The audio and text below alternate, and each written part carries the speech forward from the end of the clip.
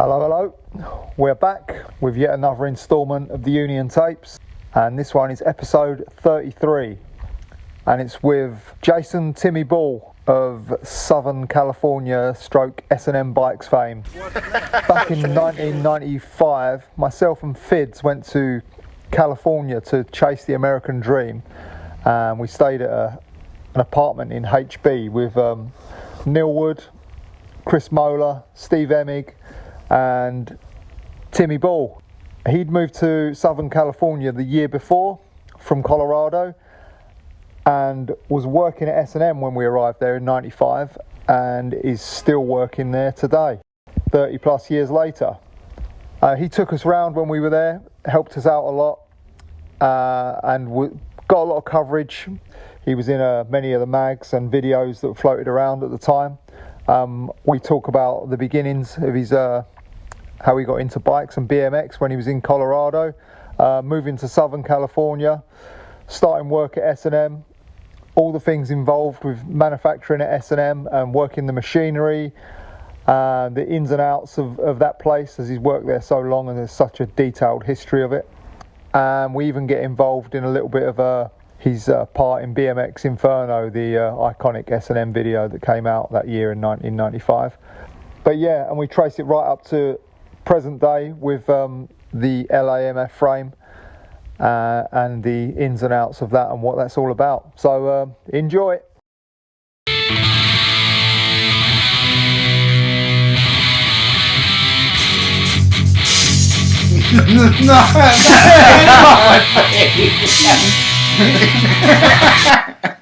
All right, so yeah, if you just want to tell us like where you were born and raised and like what you was into as a kid and stuff like that. Born in Colorado, Pierce, and grew up there till I was 12. Then my mom all of a sudden was like, "We're moving to Minnesota." Oh yeah? Yeah. And so I thought it was a different country. I didn't know what Minnesota was. So we just up and left. Left my dad Just there. you and your mum, yeah? No, my brother and sister. Oh, okay. Yeah. So we ended up moving up there, and I was there for a couple of years. They tried to work it back out and like moved back for a year, and then didn't happen, so moved back. Then when I was like 14, almost 15, I was like, I got to go back and live with my dad, Yeah. So I was always with my dad, so I just did that. And then that's when BMX became like my main thing. Okay. I always had a bicycle, I think my first bike was a Montgomery Ward Cruiser that they got at a police auction for like $5. All right. And it was like a girl's bike, but I still rode it around when I was like 3 or 4 years old.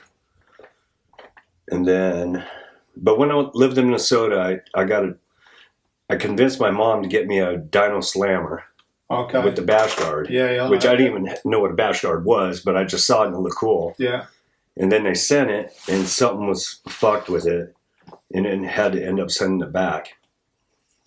And so then when I left there, it was like back to Colorado.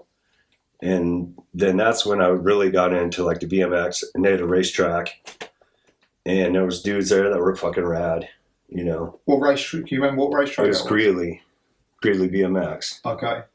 So They had races and stuff there, I guess. Yeah. Like national races are just like... No, it was a local track. Okay. But Mile High Nationals was a yearly thing. Yeah. And that was in the stadium, like the rodeo stadium. Yeah.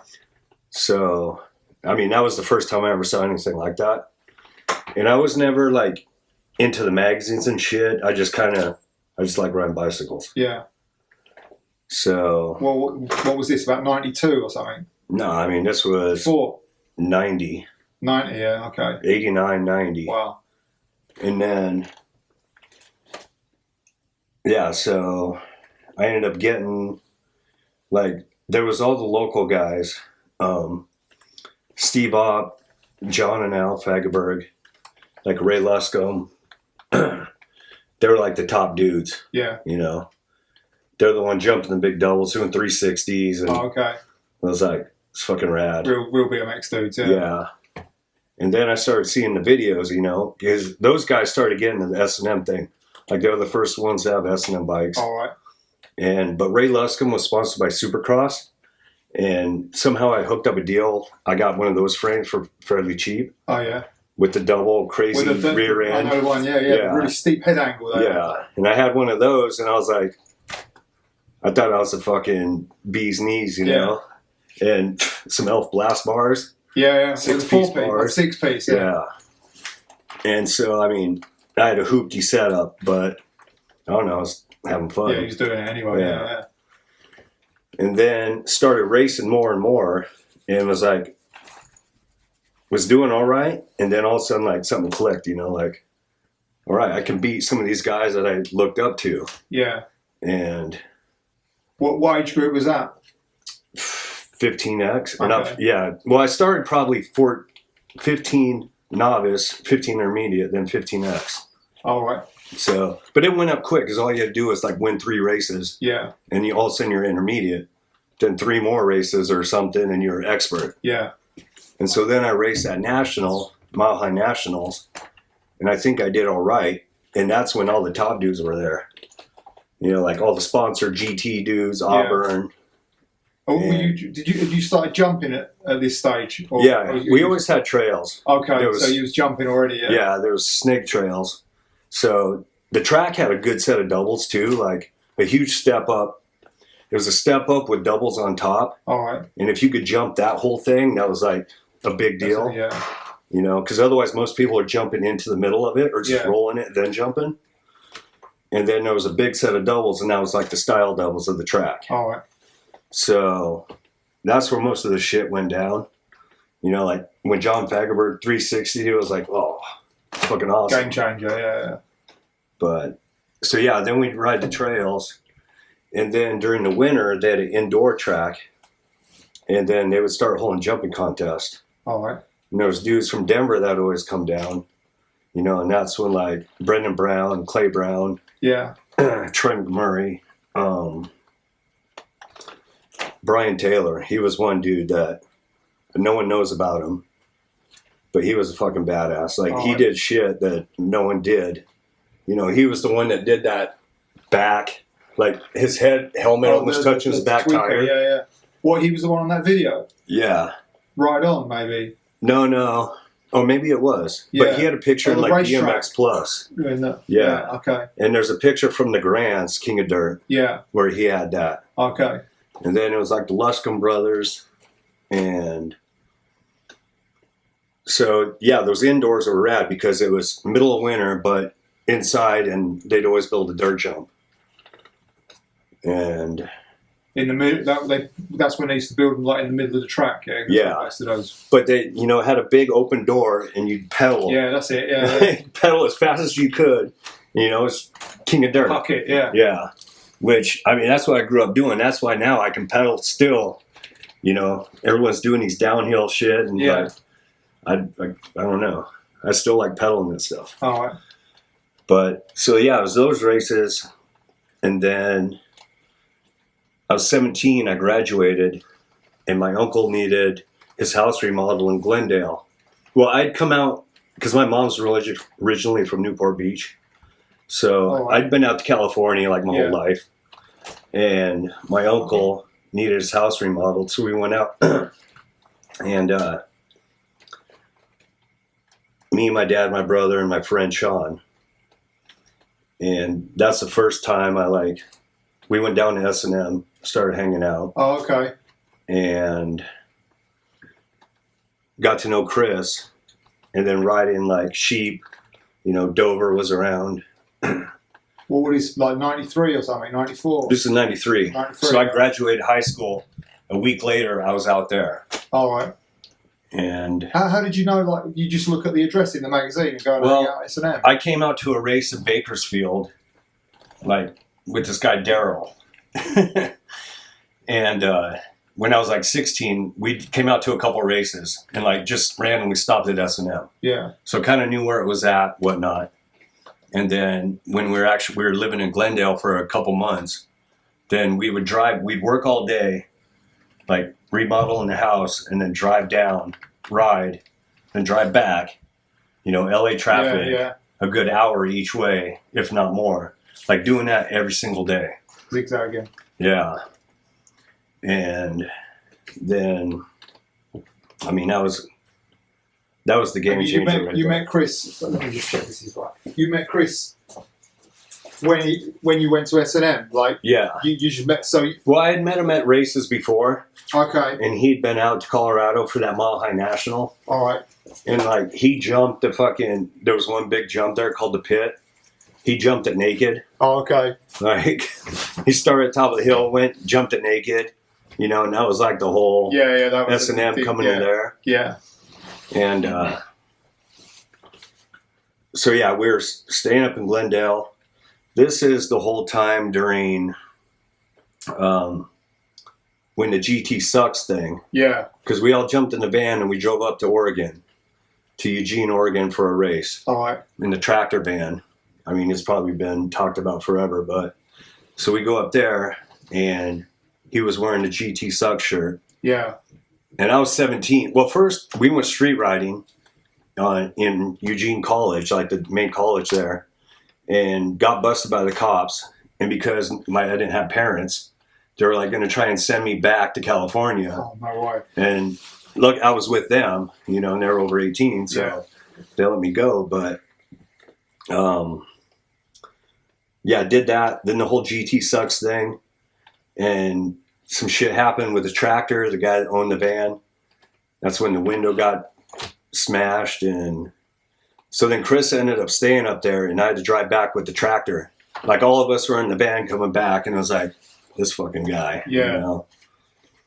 So. Well, who smashed the window? Him and Moeller got into it. Okay. Like it was a whole ordeal. Like, there was the whole GT sucks thing, and then him and Tractor got into it. And I think it was either the mirror or something. All right. But shit got smashed. And Chris, I don't know how I forgot how he got home. I think he rode in the back of someone's truck. So they wouldn't let him ride back in that van. Yeah. No. So we're coming back, and it's like Tractor's driving all crazy back from Oregon. And then we'd go and ride, and I'd talk to Chris and be like, man, I kind of want to move out here. And he was like, do it. You know, and that's when he was living at the PW house. Yeah. Him and Clymer were sharing a room. And so this was almost August, I think, 93. And I was like, we were finishing up the house at my uncle's. And like, I think I'm going to fucking come back out, you know, towards the end of the year. Yeah. So we went back to Colorado for a couple months. And then I packed all my shit in the boxes and flew back out here. Flew back out to California. So he picked me up from the airport. I go I'd been hanging at the PW house that whole time too during that summer. Yeah. Like with Sal, Chris Sales, like Griffin, Jay Lonergan, you know, all those guys. Yeah. Dave was out here, I think, doing the fucking backyard in the circle. That was 94, yeah. Oh. That was spring 94. Okay. That was, yeah. So I remember maybe that he was out on the East Coast racing or something. Yeah, maybe, yeah. Yeah, there was a few people at the house. Ned Shred.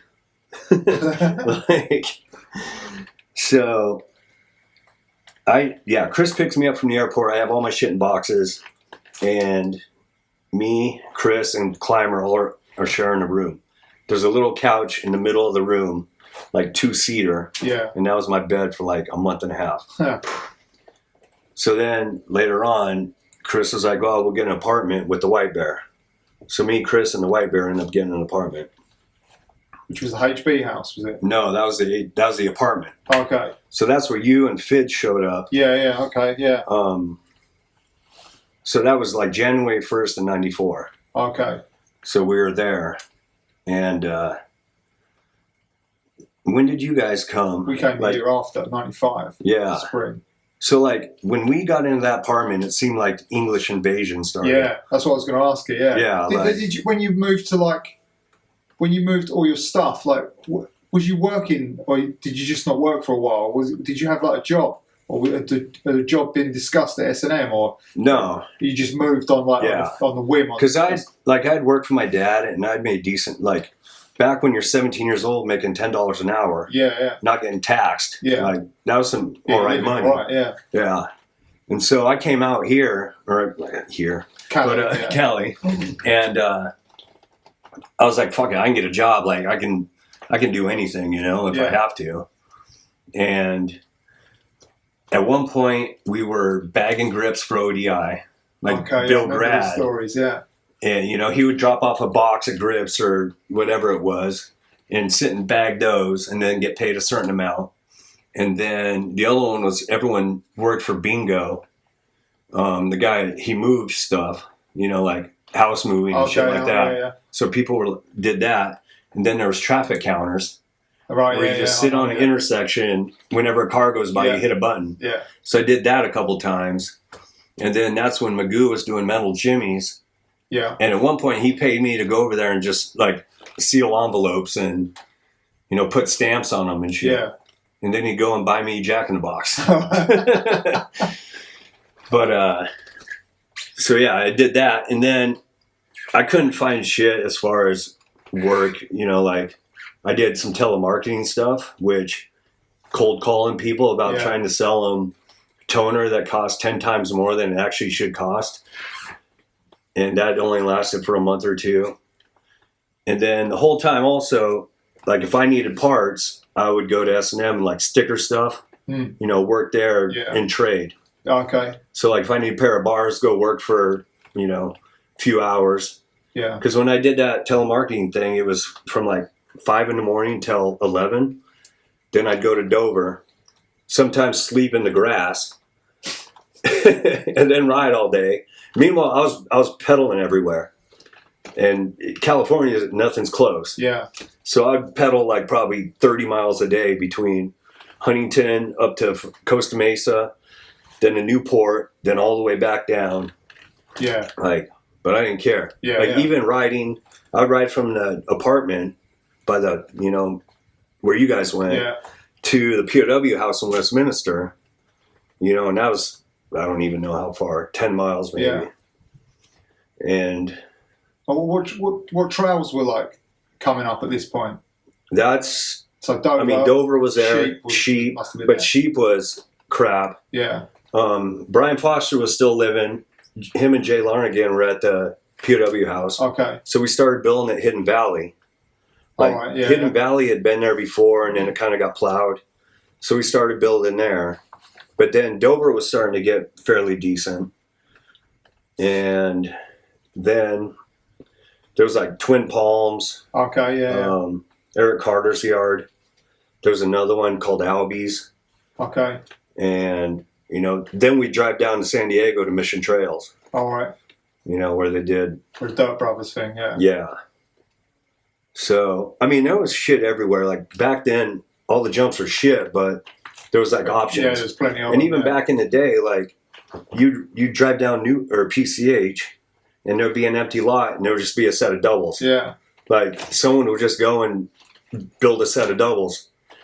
And even, it seemed like any open little area, there was some kind of little jumping spot. Yeah. Even if it was only that big and I remember, that long. You could go hit something. Yeah. So that was always fun.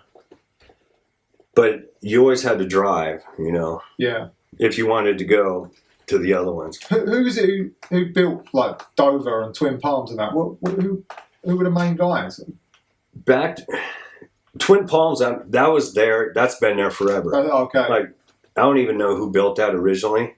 And I don't ever remember anyone digging there. Yeah. Like, the shit was just, it's like cement to begin with. Yeah. So it just seemed like that place was just there. Yeah. Eric Carter, of course, built his yard.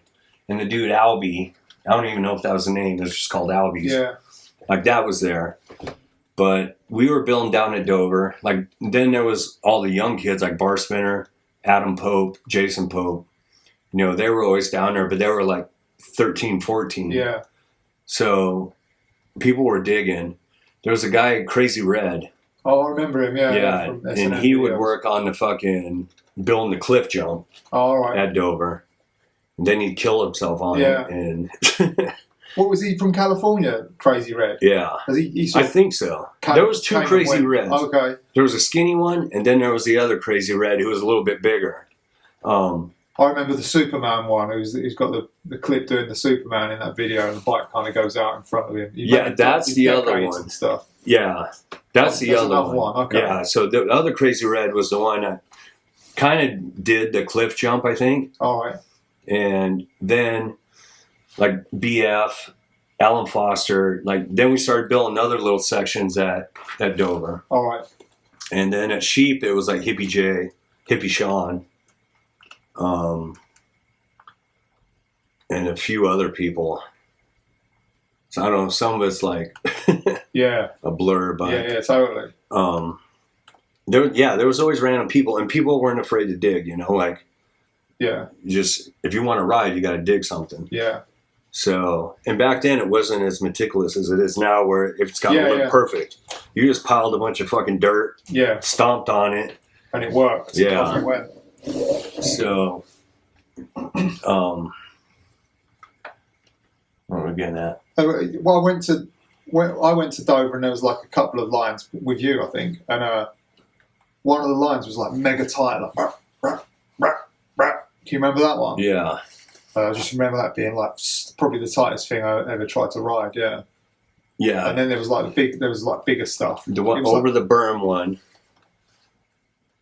There was the one like There was where like one Chris that is was- doing the no yeah, hander. there was one that was always in the mags, wasn't there? Yeah. They'd put like frames in the ground and Yeah. stuff. Yeah. Yeah, because there was the berm, and then you could jump over the berm, and then there was a little downhill quad set, and then we built another one called the Bozaks, Okay. and that was like, it kind of went to the right and then to the left, That might be, yeah. and they were pretty, like one of them was pretty far. Okay. There was also Slater. You might be thinking there was like a 30 pack, and they were all like this tall. No, and it was definitely Dover. I think. I've not heard of Slater. Yeah. Yeah, Slater was there. I actually, when I was doing one of the telemarketing jobs, because it was off like Warner, and Slater was on the way. And my first day at this job, I was like, oh, I'm going to hit Slater on the way and then go to work. And that one, it was like an 8-pack, a 90-degree berm, then like another 8-pack. And I came out of the berm, took a crank to hit the next set, my chain broke, and slammed straight into it, broke my collarbone. Oh, no way. Yeah. And so this was like the first couple months in California, you know, living there. And I was like, fuck. And I'm all dirty. And I showed up at this job. And they're like, why are you all dirty? I was like, I wrecked on my bike. So that job only lasted a couple weeks or something. But, and then I didn't have insurance at that point. So, like, Chris gave me a ride to Huntington Hospital. And they're like, you don't have insurance. We can't do anything. But I'd broken my collarbone before. So I was like, you got to deal with it. Yeah. And so, yeah, that was like the first couple months going out there. So I was fucked for a little bit. But, yeah, there was Slater Trails and, where else? The La Mirada Trails that you talked about. Yeah. That was the year after, I think, right? Yeah. Or were they? They'd been there. They started building them already. Yeah. Like Freddie Chulo did that. Him and his brother. And then that's when Neal was out. Him and Chico. Yeah. And then when the whole like Smoker Adam and that all was those when guys came I out. came just before Adam got there. Yeah. But yeah, like back to that the English invasion. You know, like Andy and Nick Coombs and Robbie Reed all came out. Then Ian and Stu. Yeah. And everyone would stay at our apartment. So it was non-stop, it seemed like a non-stop turnaround of English guys. Yeah. All the time. Yeah, and it was crazy because I'd never really I didn't know anyone. Yeah. You know, like Neal had shown up and he was staying at the POW house, him and Chico. Yeah. And then all the other guys would stay at our house or apartment. And then I was like, oh. So that's kind of how the whole, backyard thing happened. Yeah. For us going over there. That was you met everyone. Yeah, they all came to stay. So and that was like BMX. Then was kind of just like going like this, wasn't it? Yeah, just expanding pretty pretty big and pretty like cool looking. Yeah. Yeah. And it was progressing a lot, quicker. Yeah. It was good, man. It was a good era of Yeah. time. So how do you end up like working at S&M when you're paying off the like sticker in the bars and stuff? That just evolves into like a part-time job, I guess, and then it goes. Well, it wasn't even that. It was trading for parts. Yeah, but And after then- that, So the one place where I'd go work and then go sleep in the grass at Dover, that ended. And then 94, like right at the beginning of summer, Chris was like, we're going to go on tour. Like we're going to the East Coast. We're going to race North Carolina, Ohio, Indiana. And so I was like, I hit up my dad. I was like, I need some money. I'm going to go on tour for like 2 months or whatever. It might not have been that long, but so we jumped in the van, me, Neal, Scooter J, Chris, we just drove straight across to North Carolina. First race, and then stayed out there for a few months. And then after that, it was like, came back and I was like, I need a job. And Chris was like, well, why don't you just work for me? oh, cool. So, Was there anyone else working at S&M?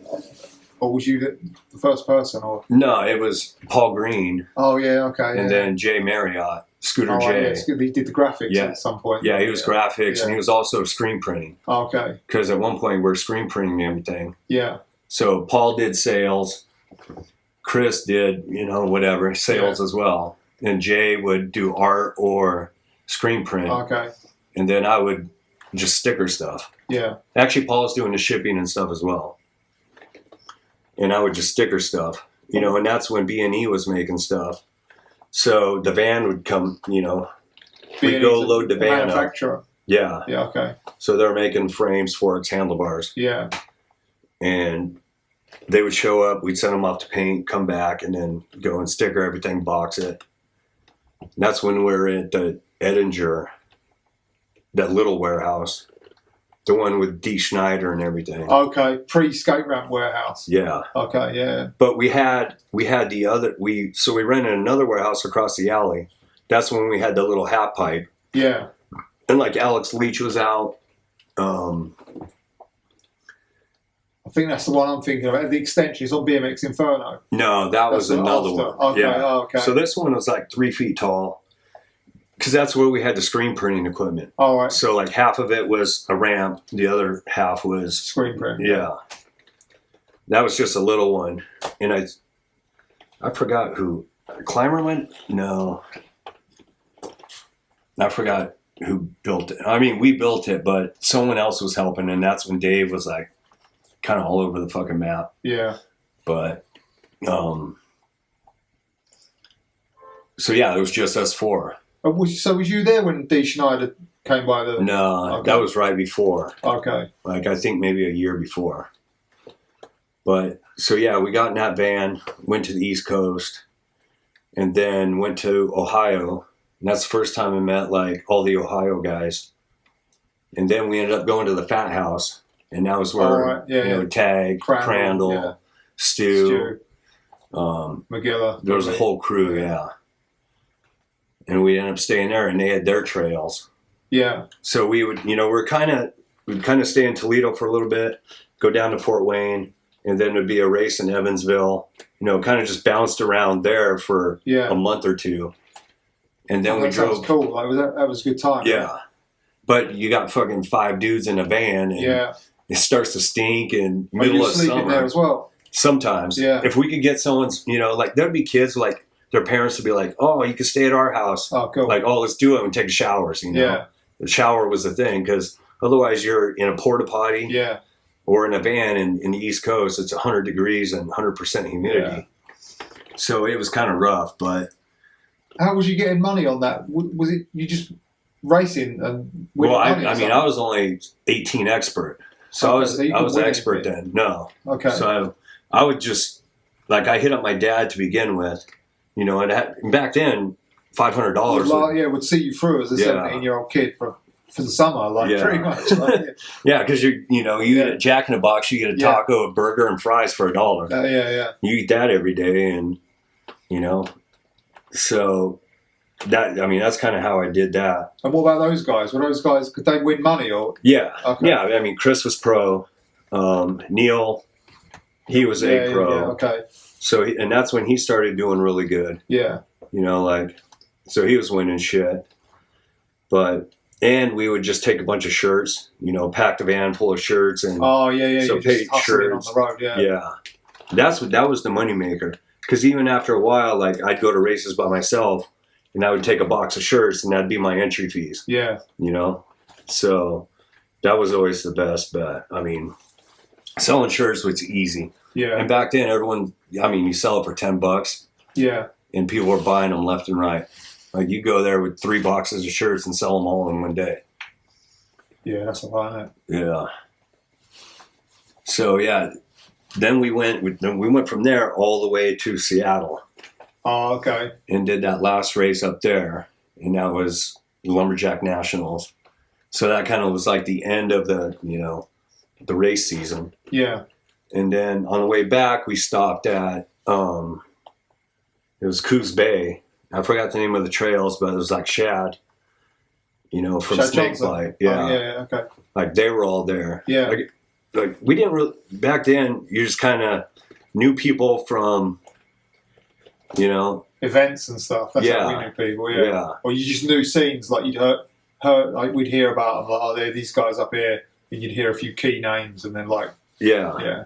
And I mean, that was even kind of before email and shit like that. Yeah, totally. Yeah, way before. You know, like you'd send a letter to someone, like, oh, our trails are here, and then you got your fucking map, and you're like, oh, well, let's go find it. And yeah. So I remember going there, and then that was, you know, I think that was September, late August, September, and then that's when Chris was like, you know, why don't you just start working for us? Cool. So it was us 4 there, and we were in that building for a while, and then we needed to get a bigger building because, you know, like you said, it was rolling on. Yeah. And Did you see that growth when you was there? Yeah. For that short period. Well, yeah, because I mean, that's, you know, it went from 4 people to now where it's at, or even a few years ago it was even higher. You know, now it's a little lower, but it was. Yeah, we went to the other building. Then that's when we did the ramp. Yeah. Where Stu's sitting in the chair. Yeah, Ian blunts it. Yeah. And we were there for a little while. And then I think it was at that point we got some frames and we weren't happy with them. We're like, we need to, you know, start doing this ourselves. Oh, it was start manufacturing. Because that was 95. You had that building. Yeah. That building was. I remember when I went there, I thought it was fucking like that was like the perfect setup, even for now. Like the size and everything, and like I just remember being like, "Well, this is fucking well cool." Yeah, because when you were there was a screen printing in the one back too, wasn't there? Don't think there was any screen printing. Not that I can remember. Maybe there was, but it was just one machine, I think. I remember the ramp was like the first thing as you walked in. You walked across it, and then it was just like a few aisles of like just products and stuff. Yeah, it was nice. Yeah. It was a good size. Maybe there was an office at the back, possibly. There was some front offices, and then like Jay, where he did his design, was on the other side. Okay. And so, yeah, maybe it was a little bit later. I think 99 is when we had to step it up. And who was making the frames when you was like, wow, we could do this? I mean, B&E was doing it the whole time. They're doing it all the time. Okay. Yeah, I mean, when I was there, you know, Chris has had multiple people doing it. Yeah. But B&E was doing it, and it was just, I mean, we can actually do it better. You know? So we moved to that bigger building, and we hired a bunch. Like, I think that's when GT was just starting to get rid of everyone. You know, they had sold it, or because they were in Santa Ana across the freeway. Yeah. And so we ended up picking up a bunch of their people. Employees. Yeah. And Ken Harris was like the main guy. He ran their production.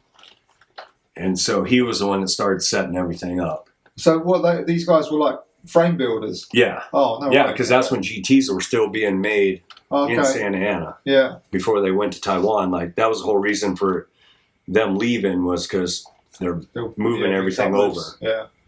So we ended up, I mean, even Rita, the sticker lady, she came from GT. All right. And they're welders. Ken was the main guy. But back then it was like we had that, so we bought that building, you know, and now it seemed huge. We just all of a sudden got this huge building. And that's when we built the one big ramp. Oh, yeah. We had a couple ramps in that one.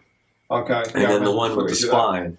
Bennett and stuff riding it. Yeah. And Troy he helped build the one with the spine. So, and then during this whole time was like, we lost the apartment. Chris ended up moving out of the apartment because he bought a condo. Yeah. And then that's when Neal moved in and like Griffin. So the little 3-bedroom apartment, we had like 8 people living there. Yeah. And then after that, we got kicked out of there. There was a crazy night. And so then the HB house started. And all of us from there moved to the HB house. So it was like all this, like moving from warehouse to warehouse and then from house to house, like a bunch of shit going on. Meanwhile, every summer going East Coast or going to like the Grands every year. Yeah. Christmas Classic, you know, and so. What happened to the White Bear? Did he not? He move out of that apartment or? Yeah, well, he when was Chris bought the condo. He moved in with Chris. Oh, okay. So, because he didn't want to live with a bunch of kids. Yeah. Because he was a little bit older, wasn't he? Yeah, and he was doing American Gladiator stuff. Like that was one thing I did when he was there, like random. I would go and help him work at American Gladiators. Oh, okay. Like timing people, you know, because they'd have to do like a 100-yard sprint, and I'd sit there and time them. What, for the TV show? Yeah. Okay. So I mean, that was his. Like at one point, he was the fucking pad guy. If they went off the thing, he had to push them back on. Like that was his job. Yeah. The White Bears had crazy jobs, but worked at porn stores. I remember that. That's what he was doing when I was staying. Yeah. Because somebody was saying he lives pretty large. He's always eating ice cream. It was like the level of like poverty that we was living in. Yeah. So, yeah, the White Bear moved in with Chris. Then everyone from the POW house, because that got disbanded. You know, like BF and Lawan and all them, they went their way. That was already, when I got there, that was already done. House was already done. Yeah. I think it was just recently done. Yeah. Okay. And they were living like down the street you went down the sort of main road and they were just on the left. Yeah. Yeah. BF and ToddLyons maybe. Lawan. And Lawan, yeah. And Darren Mitchell. Yeah, that's it, yeah. And then. And that was around the time of like Bows as well. Yeah. When did they pop up? Did you go to Bows? Yeah, we went a few times, yeah. Okay, so that was right when they started. Okay. Because the first time I met Bo was when I was 17 and we did that Oregon trip. All right. With the tractor, and he was in the van with us. Yeah. And so I think, so that was like around 95. Yeah, that's it. It was, spring. Yeah. When we got there. When we got there, they were like fully going. Because that one Props came out. Yeah, that's it. And that's when we were filming BMX Inferno. Yeah. So we filmed a lot there. Yeah. And I forgot about that place. What was that guy's name? Bo was his real name? Usher. Oh, Bo Usher. I thought it was, yeah. So we called them the Westmont crew. It was like Westmont Mark, Westmont Andy. Like, I don't know, they had a whole crew. They had a good crew. And I never saw any locals there when we went. Yeah. It was just always people that drove there, and that was it. Yeah. But that place was like completely like different to the rest of the trails. No, that was like the only downhill trails California don't ever seen, you know? Yeah, it was insane, yeah. Yeah. A couple little sets and then a huge drop down. Then a big step up. Yeah. And the right hander. Yeah, and that hip. And then eventually they did a big rhythm section after that. Oh, that's right. It went down. Yeah. But they were like pretty long. Like, yeah. It was, I mean. I think they were building that when I was last there. Yeah. So, it was Bows.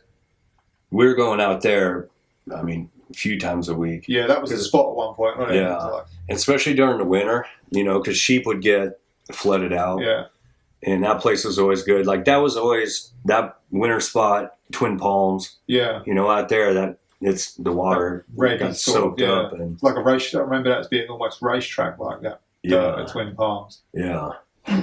Sandpaper. And then you like at the point, like you say, you're BMX Inferno. And did you purposely film a part for that, or was it just like, Yeah. okay?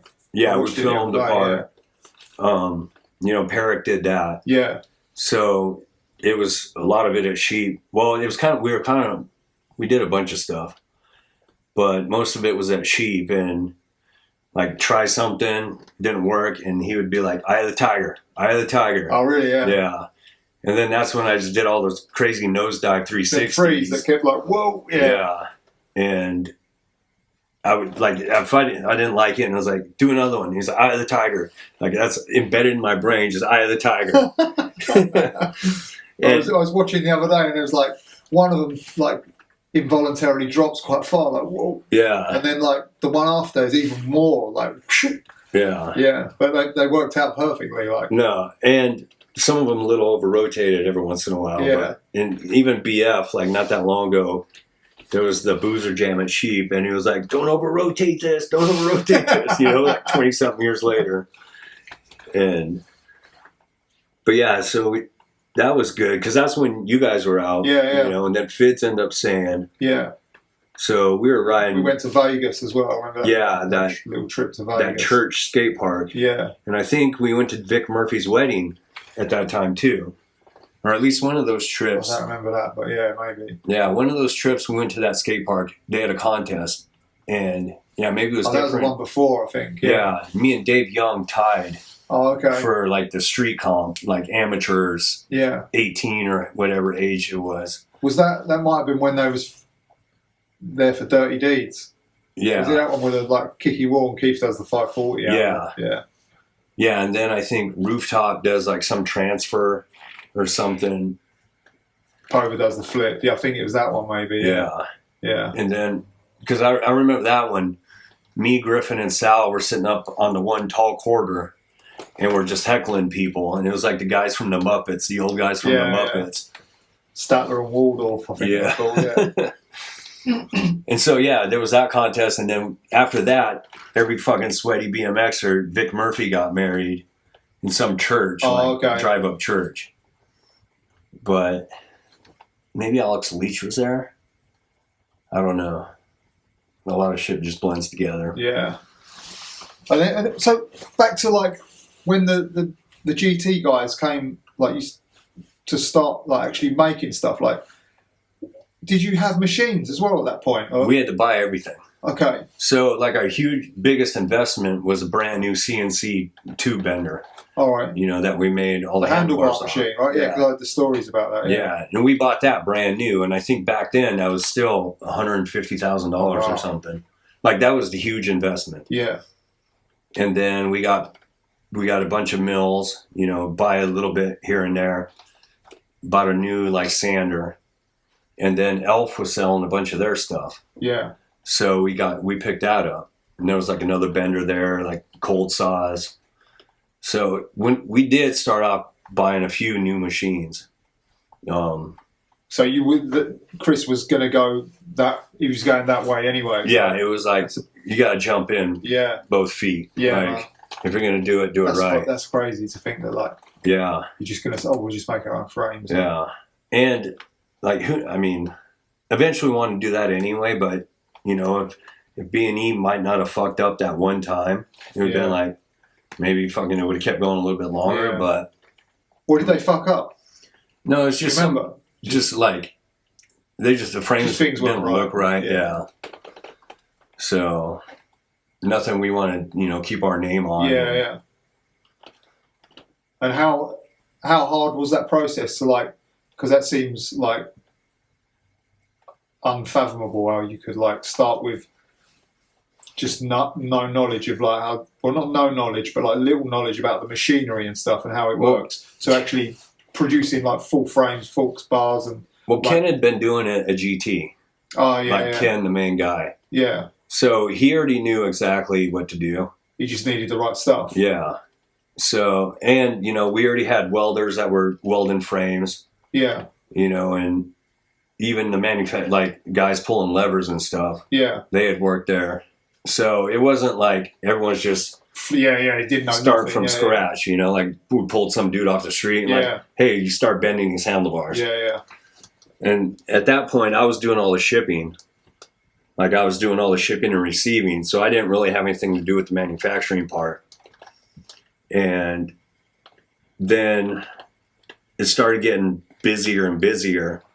And we'd do some side jobs or like, you know, FBM needed some bars or something. Yeah, that's the stories I remember. Yeah, like T1, FBM. Yeah. And we didn't have time to do it in a normal 8-hour day. So I would come in, or me and Chris would stay late, and we'd actually like just make the bars ourselves. All right. You know, and then just make some little, you know, side cash. Yeah. So that was always good. And then at one point, Ken, because he lived like an hour drive every day. And so they were working. Well, at one point, we had like 2 different shifts. And so there was a lot going on, you know, and we were cranking stuff out. Like, and back then, that's when we were making so many handlebars. Like, I don't know how many slam bars we made, but that was the bar. Yeah. You know, every single person was riding slam bars. That's right, yeah.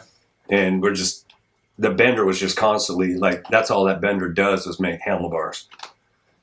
So, how hard is it to, like, switch what the bends are?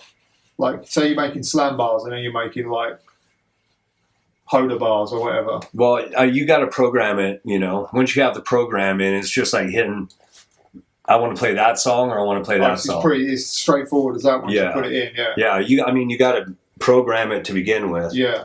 But, so, that's what I do now. You know, I do all the handlebars, like. Oh, okay.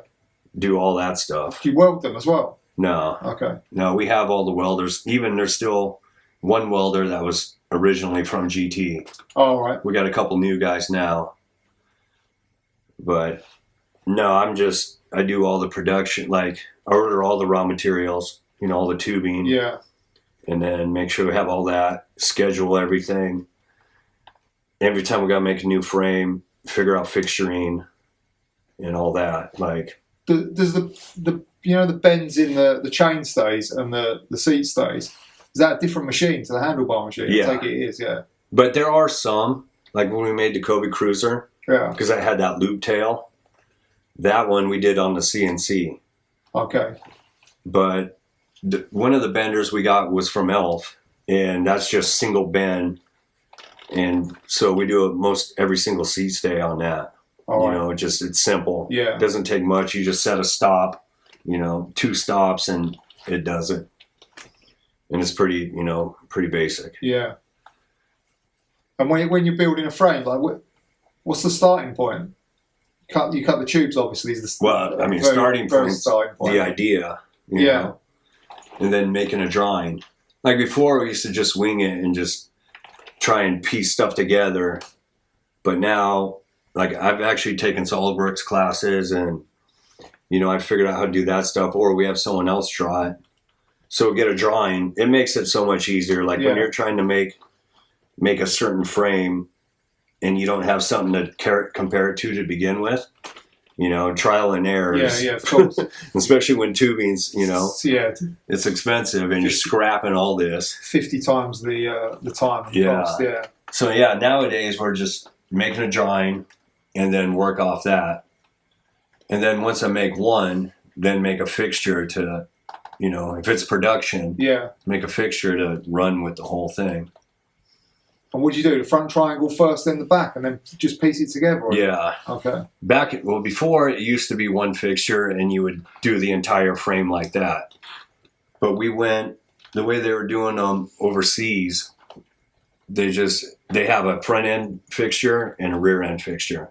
So they assemble the front end and then put it in the rear end. You know, you assemble the front end, weld it up, and then put it in the rear end fixture, you know, and tack your chainstay, seat stay. Yeah. And then weld the rear end on. So I mean, it's a lot more efficient. Yeah. Because when I make customs and stuff like that, I'll do it in the old school one, you know, because I can make everything, you know, and test it, and I don't know, it's easier. Yeah. Somewhat. But yeah, the fixturing is the main thing, because you have to get that right, trying to keep it consistent. And how much better are the bikes now, like, say, compared to when, like, the mid-90s, when S&M was a huge brand in the mid-90s, Yeah. But now, like, obviously the bikes are way, way better. Yeah. Like, a lot of it has to do with the materials. oh, yeah, it is. Because now, the tubing, because back then, you had one option, you know, it was either really heavy tubing or really thin wall tubing, you know, and you either went large diameter or small diameter. And now it's a thing called 6330, and it's, when you weld it, it's like a heat treating process. All right. So it gets harder. Yeah. And then we can do different wall thicknesses. So it can be thick at the head tube. Yeah. And then thin out, so it's lighter. That's what everyone calls butted, yeah? The butted tube. Yeah. And, I mean, that made the world of difference. Yeah.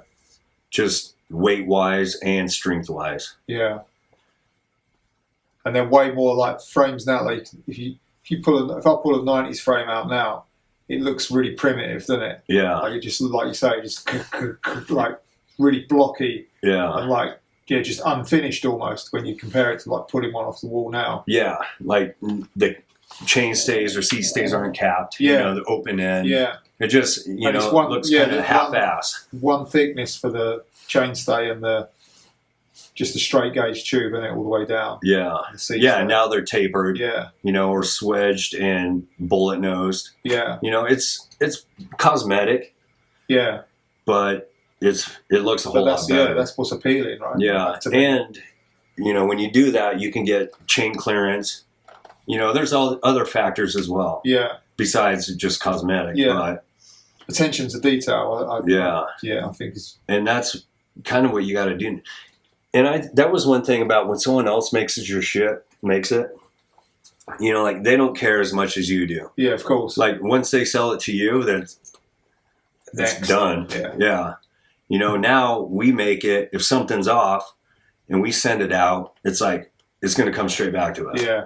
You know, it's like, oh, this weld looks like shit. And I was like, well, you know, yeah, there's a little give and take, but, and it seems nowadays with the internet and all that shit, people, they just want to talk shit on anything. Yeah, of course, yeah. And it's like, you know, we try our best to make the welds just, you know, look as good as possible, do everything.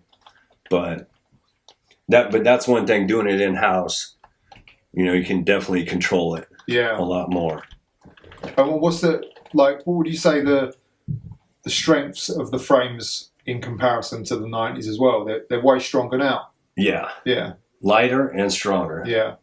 Like, I remember back in the day, I broke like 3 dirt bikes, you know, within 9 months or a year. You know, I just, even jumping the cliff jump at Dover, there was a little divot and I landed front wheel and the head tube snapped. Oh, right. You know, it didn't snap, it just cracked. Crumpled, yeah. And then, not There's that a lot of long. weight coming on that though as well. Yeah. Which, shit's going to break. Like, there's no getting around it. Yeah, of course. You know, nothing's indestructible. No. Especially when you make a mistake, like something's going to be on the bike. And, like, I remember breaking, you know, a few frames.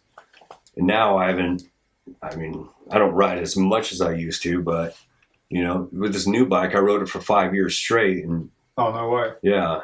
Not even a ripple or anything, you know, like. So, I mean, the tubing is definitely the game changer. Yeah. You know, True Temper started doing that.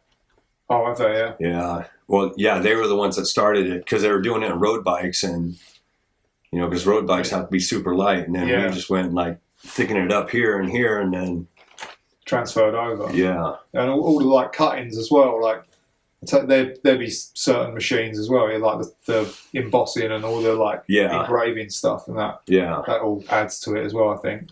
Yeah, that's definitely. Like, and that's, you know, that's an easy touch. Like the gussets and stuff, you got to pay for tooling. Yeah. But when you're doing that many of them, you know, they come out to what, you know, pennies. Yeah.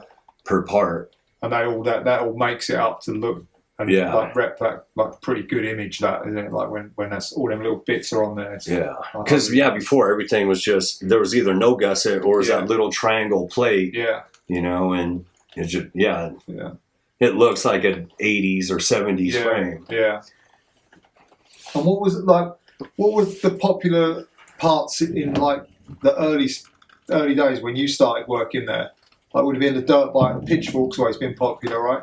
Yeah, and slam bar. Redneck. Was the redneck already going when you got shafted there? Redneck, yeah. Okay. Yeah, because back then it was, you know, thread fork, shafted redneck. Yeah. And it was pretty much slam bar. That was the bar. Yeah. You know, or you had a cruiser bar. The slam bar was the big time bar at that point. Right? Yeah, and that's where everyone rode. Yeah. You know, even all the AA pros. Yeah. They would buy a slam bar, take the sticker off. You know. Why did no one else make a good bar, or what was? I don't even know. Like, I don't know. The wall thickness might have been thicker or something, but it was. I just remember that because some of the slam bars were different shapes as well. Yeah, because a couple different people made them at manufacturers. One point. Yeah. And that's back to the fixture thing. Like, if you don't have a fixture, you get one batch of tubing, you bend it up, it's not going to come out exactly the same as the next one.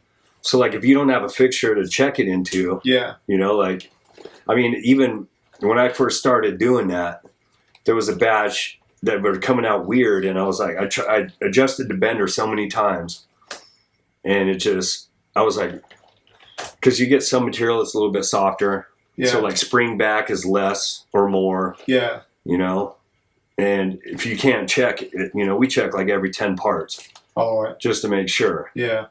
Which, with that CNC bender, it's, you know, 99% accurate. Because I guess the metal, if it's springing back more, then your box is getting bigger. So it's only going to hold shape once the crossbar's put in, right? Yeah. Well, then you got to suck it in. Yeah. You know, like you got 3 points, 2 sides, and where the knurling is, and you know, if it's really wide, then your crossbar's not going to fit. Yeah, of course. You know, and if it's too tight, if it's too tight, you make crossbars to a tight one, you get one wide one, and it's, you know, you got gaps on each side.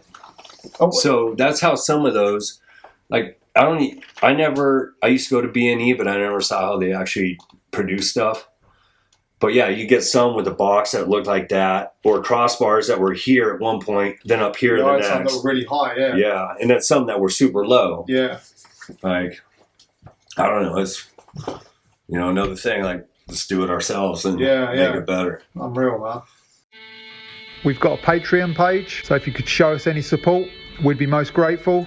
The link's below. A lot of work goes into these shows, so anything you could do would be much appreciated. Thank you. But yeah, it was the redneck slam bar, you know, dirt bike Holmes. Yeah. Then the Challenger came out. The Challenger I wanted to ask you about, yeah. What was the idea? What was that? Race bike? Race bike. Okay. And the Challenger that exploded, you know, the shuttle. Yeah, that's what they called that off. Because if you jump it was going to explode, right? Yeah. I remember, it was made for racing. Yeah. And that was popular as well, though, right? Like, yeah, because that was like a steel, you know, it was pretty light. And everyone back then, I mean, the race frames, you had L.A.F, you know, you had GT, and I think it was just something different. Yeah. You know, and it was S&M. It looked cool as well, like the graphics. Yeah, as well. and the monostay, the wishbone thing. Yeah, it was just a little bit different looking frame to begin with. Yeah. So, when did you stop making them, like, what, late 90s or something, I guess? No, we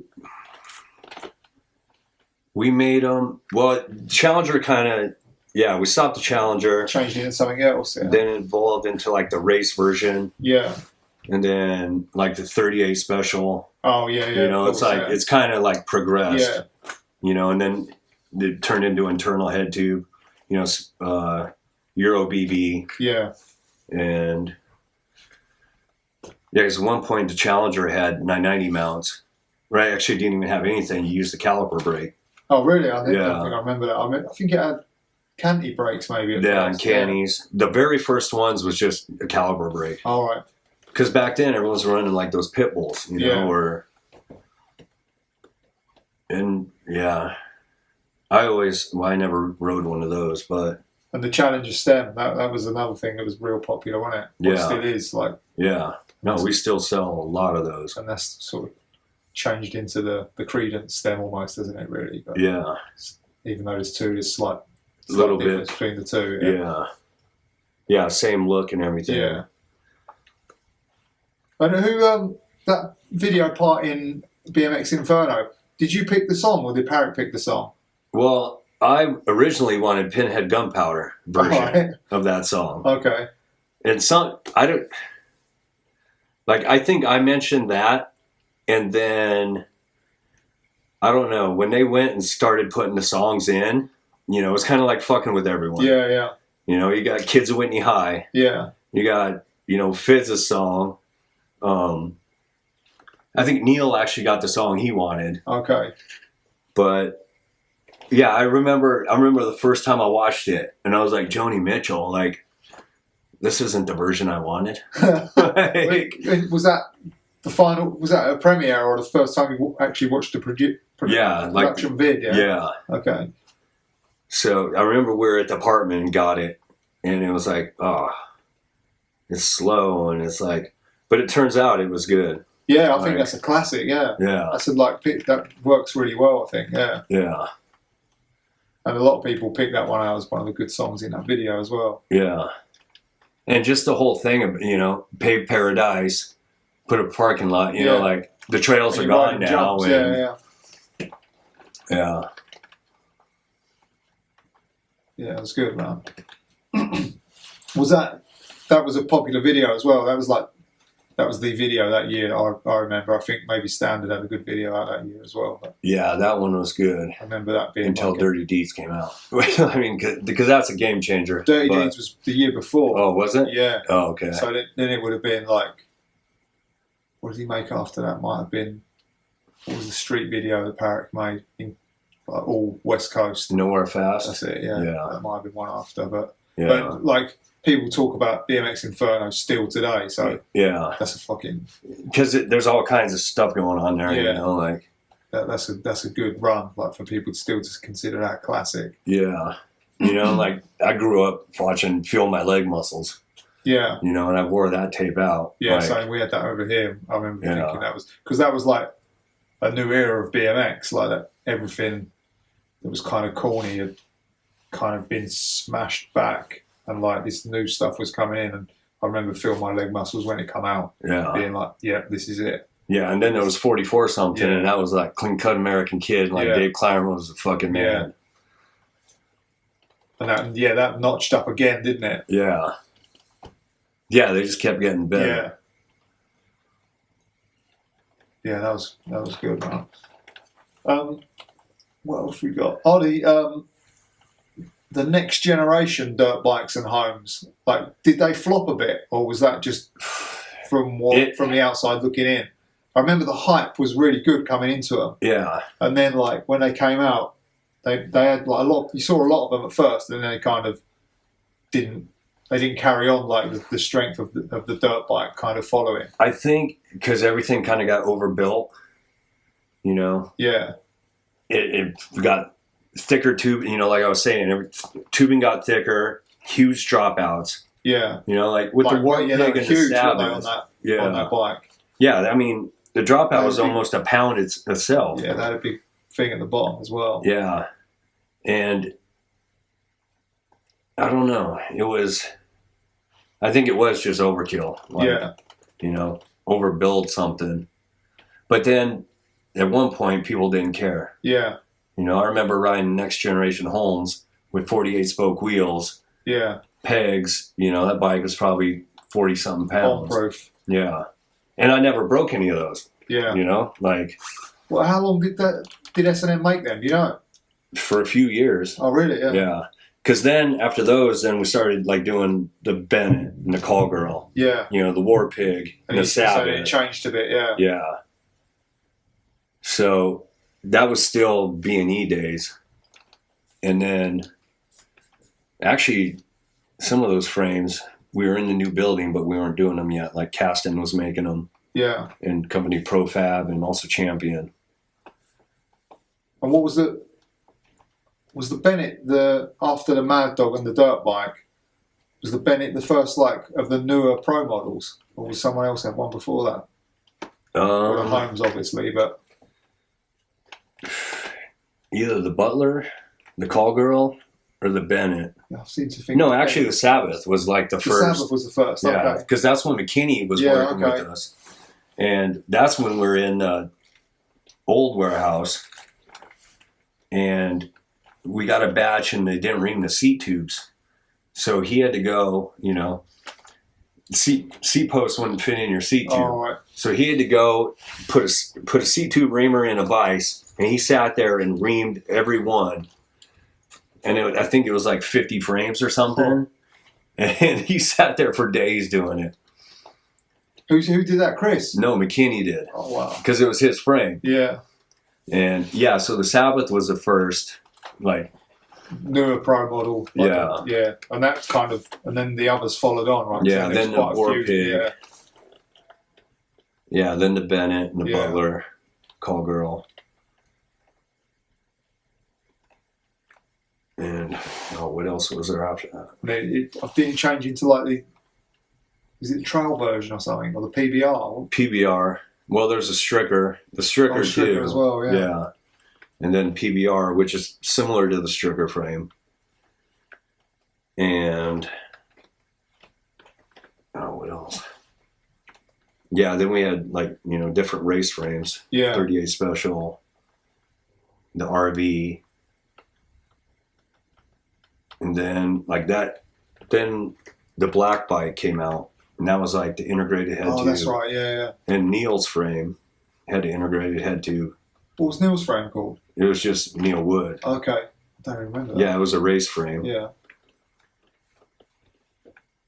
And that's when shit really changed, that integrated head tube made a huge difference. Yeah, I remember when they first came, they looked really big, didn't they, at first? Yeah. Compared to the old ones. Yeah.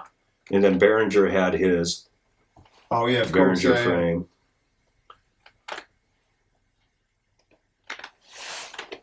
And then almost every team guy had a frame at some point, Yeah. Cam, Tony. Yeah, that's right. Yeah, that's the newer stuff. Yeah. Yeah.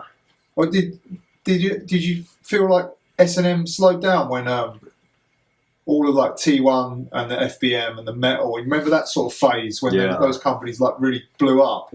Well, did at that you ever point, feel that there, or did you just not even see that? You just carried on as normal. What's crazy is you don't see any of those frames on the West Coast in the area. Okay. Yeah, and we were making metal then too. All right. So that was, Yeah. But as far as where we were at, you didn't see anything but S&M. Okay. And there were those but then if you went to New York, all you would see is FBMs. Yeah. Or you go to Iowa or the Midwest, you see standards. Yeah. But it didn't seem like it slowed down. Okay. I just thought it might have slowed down worldwide or something. Because those companies got such a big following.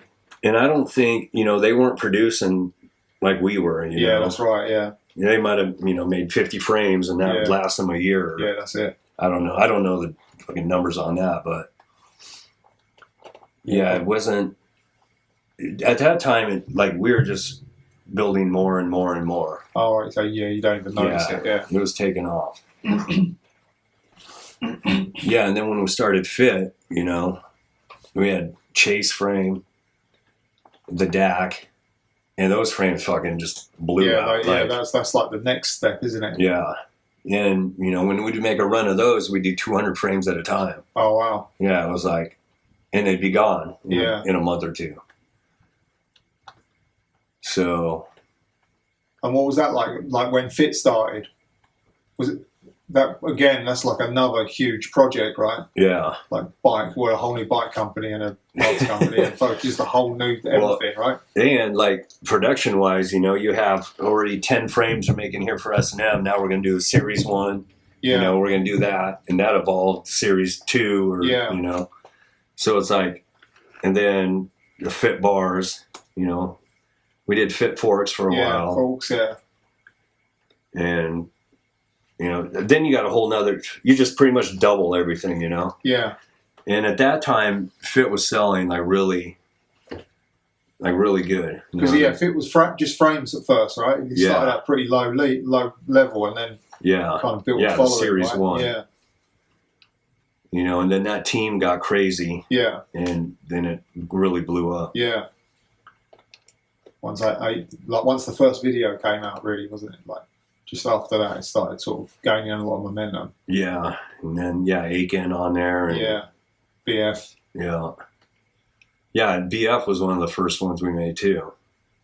You know, and that's when Nate Hansen was doing stuff. Yeah, that's right, yeah. So. And how many people did you have to up the staff at the warehouse once you started fit, or was it just a slow, gradual thing? We didn't up it. I mean, we did have more people working.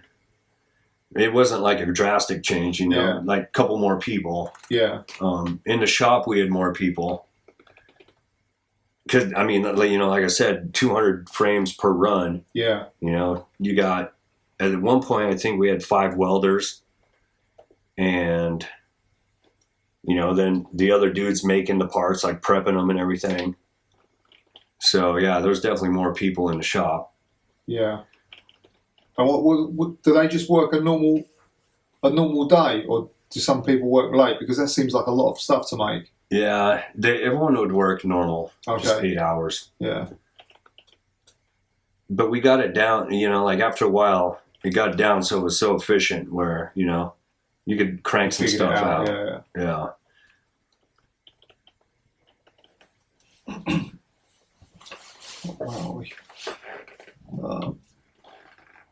How often does someone order a custom frame? And do you think it's worth buying a custom frame? Like how different? What do they order? Like, because I can't figure out how someone can't find a frame that they could use. Do you know what I mean? Yeah. Like frames are pretty much catered to everyone now. Yeah. People are weird. Exactly. That's exactly what I was thinking. They'll you know, you make a frame with a 74.25 head tube, but they'll want a 74.3. All right. And it's nothing. Yeah, you can't even notice it. Yeah. No, you put air your tire up a little bit more and it's the same thing. Yeah. You know, we were doing a lot of custom frames, you know, and it was good. But then, like, during COVID, we couldn't keep up. Yeah. So we just had to, like, you know, can them. Yeah. And we haven't done them since. Okay. I mean, I think we might start. We've been talking about doing them again, but yeah, that's the thing. It's like people want, you know, ATF has a 13.4 rear end, but I want 13.35. Like, you're talking that much, and it's not going to make a difference. Your chain's going to sit in the same spot anyway. It's going to be the same because of the gearing. Yeah. So I've had so many crazy requests. That's what because I saw like a few years ago someone came here with a custom frame, and I was like, oh, what is it then? What did you pick? And he didn't know. He didn't know anything. Yeah. Just like, yeah, and then people asking for like a 12-inch standover, you know, and just all kinds of random shit. You know, have people asking for a 5 or 6-inch head tube. Like, first off, where are you going to find a fork for that? You know, because this was before all the head tubes started getting bigger. Yeah. Like, people, they just want something that's different. They want their own input into it. Yeah. And they throw some number out. And there's so many times where, like, even we making these Mad Dog frames with a disc brake, and someone's like, I want gyro holes on that. You're going to put a gyro with a disc brake frame? Where are you going to get that cable? Yeah. They actually make them, but... Oh, really? Yeah. Because all those dirt jumpers. Okay. So they do make it, but it's like, I have to... Well, I don't, but someone else emails them back, like, are you sure you want gyro holes? Oh. Like, oh, no, I made a mistake. Like, they clicked that box by accident. Okay. But there is a couple people that have had that. No way. Yeah. People just... If it's not available, like... They want something just a little bit different, just so they can say, you know, like, I don't want that cup with a line right here, you know. Yeah. It's wild. Pissing contest. Yeah. And how much input have you had to other products at S&M? Like when did you start sort of having input into it? 'Cause I guess you've had input into some of the products along the line. You know, it's like if it's a team rider frame, you know, go off what they want, what they think they want. Yeah. Like there's another thing too. It's like team rider, you know, they want this, this, and this, and this, and like that's not going to work. I mean, it'll work, but it's not. Yeah. And so, you know, see what they want to begin with, and be like, how about we do this instead? You know, because there's like a bunch of factors. You know, like rear end length, number of links in your chain determines where your rear end sits. Of course, yeah. So I want a 12.5-inch rear end, but then the way it, you know, comes out, it's like 12 3/4. You know, just weird shit like that. And so you're like, no, you don't want to do that. You know, go 12.7, and then you get that little bit to get your chain on. You know, you don't want to pull your wheel all the way in the back to the drop out. Yeah. You know, and like I did REA's frame recently. Well, I noticed that he looks like his bike looks really small, his normal bike. Is that just the back end, or is that? No, well, it's 13. What is it? It's 13.5, I think. Okay. It's you know, it's not. Is he big though? He looks. Yeah, he's fairly big. Okay, and he's growing. Fine. I mean, he's young, so he's like from the first time. I watched the recent vid, and he was riding Stu's bike. Yeah. Which looked like a normal sized bike. And then when he got back on his own bike, it looked like really like tucked in. Yeah. Yeah. Well, Stu, what frame was that? I think that was like a MOD or something. I guess Stu, ride a Credence frame of some sort. Yeah, I don't know. His was like 21 1/4, 13.5 rear end. I mean, it's your basic. Yeah, it's not thing. Especially exaggerated on either side. Maybe Stu has like big bars or something. I don't know. Yeah. But REA can ride anything. Like, I went down to Sheep one day and he was just randomly down there. It was before that Frogtown race. Yeah. You know, and he's jumping a Challenger. All right. You know, which is like so small with slam bars, and he didn't have any problem at all. Yeah. Like jumping tits, big first setup jump, which is good 20-something foot. All right. You know, and he's getting over that, then doing like crazy toboggans and everything. And it's like, he can ride anything, but. What is that fit that he's getting? No, it's S&M. S&M, yeah. Yeah. Okay. So that one has a top tube like my frame does, but then a monostay, chainstay. So it's double monostay. Yeah. And I only made one sample. We're going to start production, I think, pretty soon. We still got to dial in, you know, like what he wants exactly. Yeah, okay. But geometry-wise, he loves it. What's the head angle on that? 75. I thought it would be steep, yeah. Yeah. Because he rides everything, too, you know, so.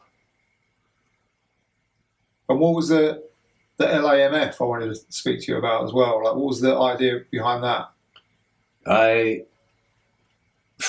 was the first frame I've seen like in a while that like has boldly gone with that wishbone, the pierced wishbone thing. That's why I did it. Really fucking cool. Like, yeah. And a lot of people have said like that's fucking like people have probably never even seen them wishbones before. Like, that's fucking cool. That yeah. I'd been riding the same frame forever. Which was what?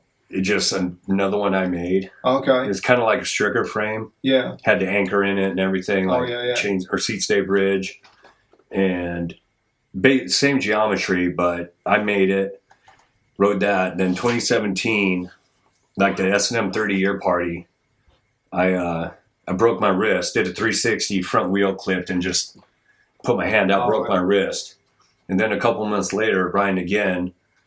And there were a bunch of Germans in town, and we went down to the painted walls on the beach in Huntington, and I tried just going as high as I could and landed so hard both hands flew off the grip, broke both wrists. Oh, way. Like bent the plate that I just had put in, and then ended up riding home, and I was like, I'm done with this bike. Like, I'm done with this frame. You know, like it's cursed. And I've been riding it for quite a few years anyway. So once I healed up, I was like, I'm making something different. Now I already had that thing kind of drawn up. And then like that January, I made one frame and rode it for like 5 years. All right. And everyone was so stoked on it. Like everyone was like, oh, what kind of frame is that? You know, like, because that was the first one anyone's, you know, like the Butler or the Bennett had it. And the War Pig. It's been phased out so long and so far that people haven't seen it. That's what I mean. Yeah. No, and the tubes on those frames are so huge, you know, like it just looked completely different. And so we were sitting around like, everyone's asking about this frame. Why don't we just make it? So we decided to. And I made a few other changes, you know, like redid the dropout a little bit and put the engraved head tube on. Yeah.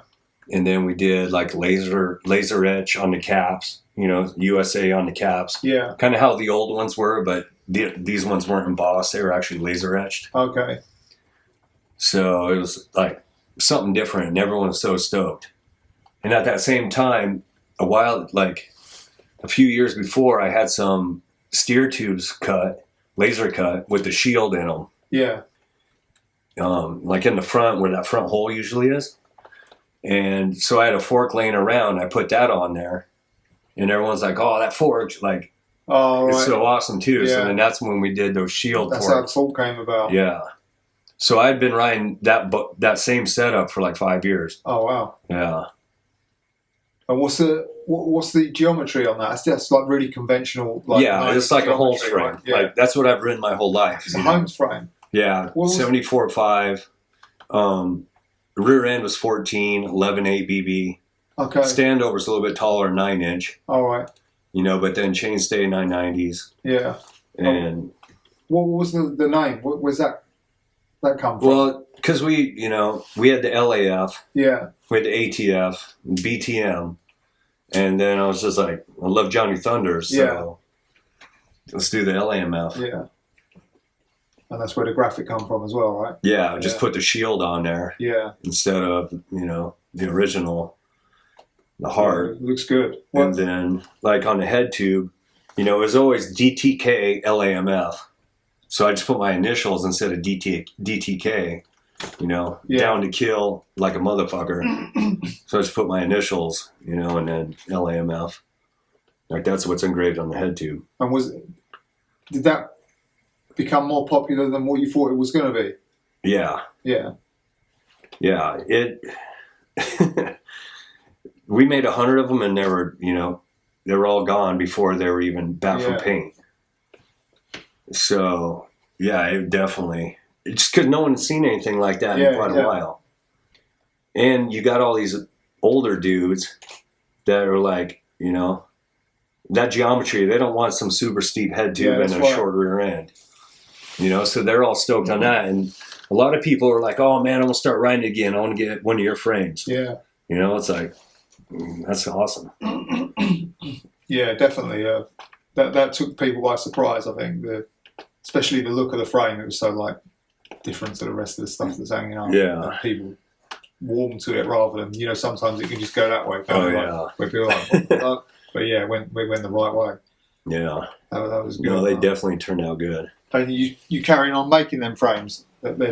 We still have some. I mean, I think we'll always have them. Yeah, like they'll always be offered. Yeah. Because it's something completely different than anything else. Yeah. So, and just, look wise, I think we'll always have it. Cool, man. And what's the most popular S&M frame right now? I mean, BTMs always do good. Oh, BTM, yeah? Yeah, just because the street riders, Credence, actually, take that back, Credence frames. That's what I assumed. Between the three, the Black Magic, the MOD, and the CCR. Yeah, solid. Yeah. And that, they got a fucking awesome following. Yeah. And everyone loves those dudes. Mm-hmm. Rambler frame does pretty good. Yeah. And those kids, they're fucking rad. When we did the Mad Dog frame, I think because that was completely different. Yeah. Like that was like a whole nother world. Yeah. And you get all these old guys that I want a disc brake and I want to, my seat post this tall and So we sold quite a few of those. How many runs of those have you done? We did 2. Okay. But the first run we did 200 and they were all gone. Wow. Yeah. So then we did another run. Then we did a 22-inch version. And we're completely out of those now. But then we're going to do, I mean, people get pissed because, offer with the disc brake and they buy that. Now we're going to do one with a 990 brake. And like, you get these guys like, I got to have one of everything. All right. Like dudes that don't even ride, they just collect the shit. But, I got the disc brake and I got the 990 brake. Yeah. Like, why'd you have to do that?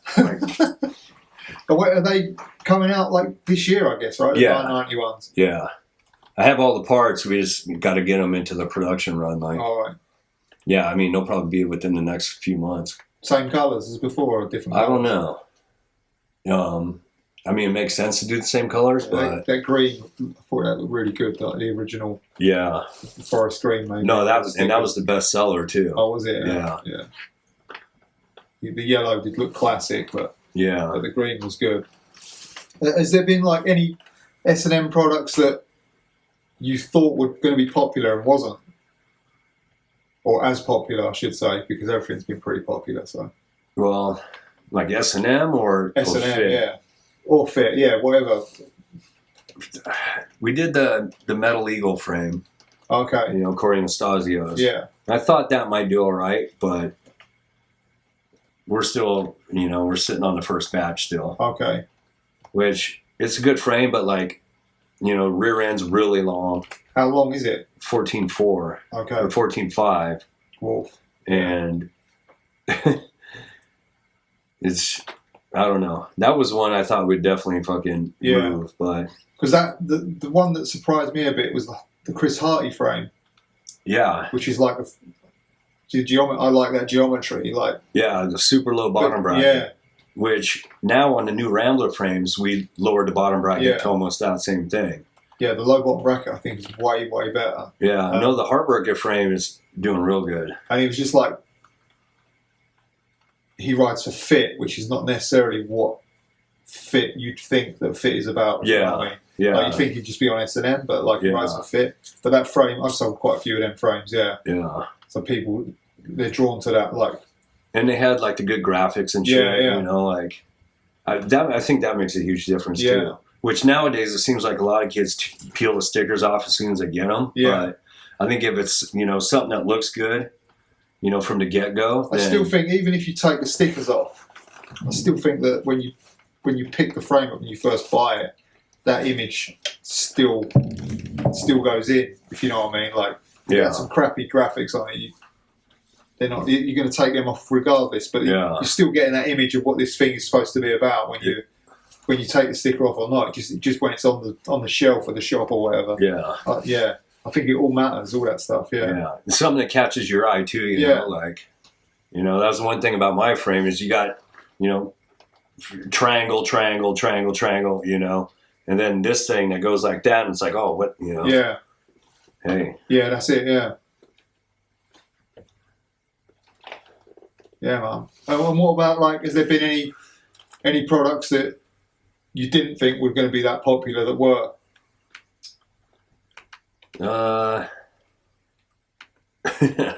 Like from a personal perspective. I don't even know. I mean, like when we do those runs of like we did that COVID cruiser. Yeah.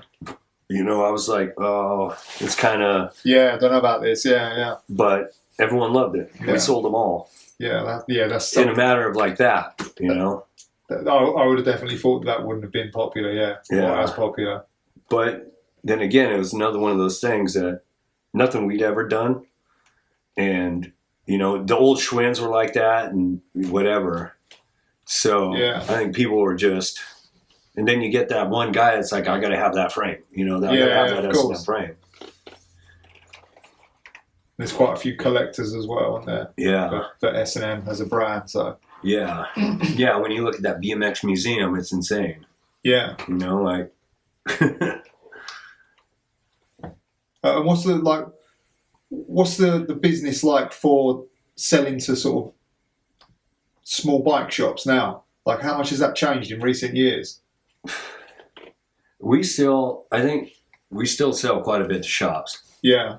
You know, we don't, because we kind of want kids to go into a shop and buy it from them, you know, but then again, when you sell at retail, you know, you get that much more. Yeah. But it's just kind of the whole thing of going in there and, you know, looking at it and checking it out. And then when you do sell to a shop, they can place a bigger order. They can have, you know, free shipping, stuff like that. Yeah. So it kind of, I don't know. Have you noticed that the list of shops go down though in recent years? Oh yeah. Oh, you have, yeah. Yeah. I mean, I don't do any more of the shipping or anything, so I don't actually see orders and stuff. I check back orders, you know, like that, like, you know, what we need to make, stuff like that. But yeah, there's a lot of shops that aren't around anymore. Oh, okay. And so same over here, yeah. And like, it was crazy because even like during COVID, you know, any shop that had inventory did good. Yeah. You know, and then now it's like, I think they kind of, I don't know. They sold all their shit and they either, I don't know, jump ship like, oh, we're out, or I don't know. I don't keep much track of that, like business end of it like that. Yeah. So. Yeah, I just wondered if you noticed that on a personal level. Yeah. And I'll tell you what, one thing that I personally like, and a lot of other people who come to the shop like, which I wouldn't have thought I would like, is Factory Friday. like people like lap that up. Like people you would just be like, no, it's crazy. Because like, and then when you think about it, it's like we're just all bike nerds. Like, I remember that was going for a long, long time before I like, let's have a look at this, you know. Yeah. And it's just fucking good. Like, it just feels good, doesn't it? Because no one's ever seen how shit gets made like that, you know. It's like, and it's got like it's got a personality to it and a vibe to it, and like, you know, it takes you through all the. It just puts you there, doesn't it? And I was talking to Murph about it, and he was just saying, but it's just the same thing over and over again, you know. Yeah. And I was like, it is, but it's not. Like, but then what we're doing is the same thing over and over again. So it's like. But I think we say that because we see it every day. Yeah. You know, so, but someone in the middle of nowhere is like, oh, look at Rita's, what's Rita's sticker in this week, you know? Like, the paint shop showing up with ink frames, like. It's like a mini radio show stroke like TV show, like where you just get a peek into this world. Yeah. I think it's fucking cool. Man. Well, and the other thing is like all these fucking, you know, Chris will talk about this new thing coming out, and then I'll start getting emails or text messages like, sign me up for one, sign me up. Right, like, I need one. When's that coming out? Yeah. It's like, building, it just helps build the hype for the stuff. Yeah.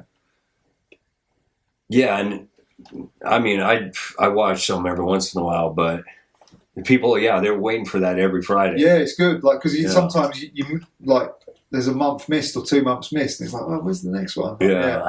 Now that Chris is in Colorado every once in a while, then you know. But yeah, I enjoy them. I think, and it's nice to see that. I can't think of another company that could do that either, because either it'd just be pretty boring, or no one else makes their stuff in house anyway. So it's like, I mean, the profile, that's, you know, Matt Copeland will do the thing. You know, otherwise it would be fucking Robbie Morales looking through a catalog like, I want that, I want that, I want that. You know, Factory Friday, I want that, I want that, I want that's that. What I mean, no one else could do it. Everyone else does that way of doing it. So yeah, I mean, it was getting kind of like, when are we going to film now? You know, how many times can you show the handlebar getting knurled or getting bent up? But people don't care. Yeah, no. It's seriously, I equate it to like, you know, you just get up in the morning, you say you put a radio station or a YouTube channel, and it's just there, isn't it? Yeah. And it's familiarity, and you're just into it. Yeah, I like it, man. That definitely, you know, creates sales and stuff. Yeah. You know, and people, it builds hype. Yeah, totally. Well, it just keeps you in it. It keeps your interest. That's what you got to do nowadays because people are, counting on Instagram and they watch it and then it's gone and it's gone. Yeah. And, forget about it the next day. Are the views high on those videos? Do you know anything about the views on them videos? They do good. Yeah. That's it. It says it all, doesn't it? Yeah. Actually, like when you're saying about the knurling there, like if you pick up any like other handlebar, you can tell the S&M one from the knurling. Yeah. I don't know if you notice that. Yeah. The knurling's like bold, like chunky. We have a machine that's what it's made to do. How comes other people can't get that like gnarly knurling? I don't know. Or they like just really faint, like Or I mean, sometimes like if the paint is too thick, but I just think they're not, they're just not going deep enough. Yeah, no, because even on a clear coat bar, like, yeah, I can see it's like not very. Yeah. It's just really like. Well, and plus now when your handlebars are 12 inches tall, you need them to clamp. So we try to make that knurling as deep as possible. Yeah, it's really nice. Yeah. And one thing though, once you do clamp your stem down, you got to get in the right spot. Otherwise, you're not. You can't loosen it and move it. Like it's in there. Yeah. So, but that's a good thing. Yeah. I mean, my bars haven't moved in 20 years. Yeah. I remember before bars would always come back in your lap, or Yeah, man. So somebody else asked me to ask you a few questions as well.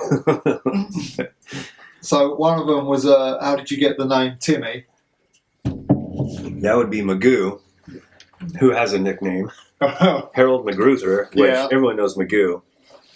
But that's when me and the White Bear and Chris were living together in the apartment, and Kim Boyle and Magoo and John Paul lived down the street in their apartment.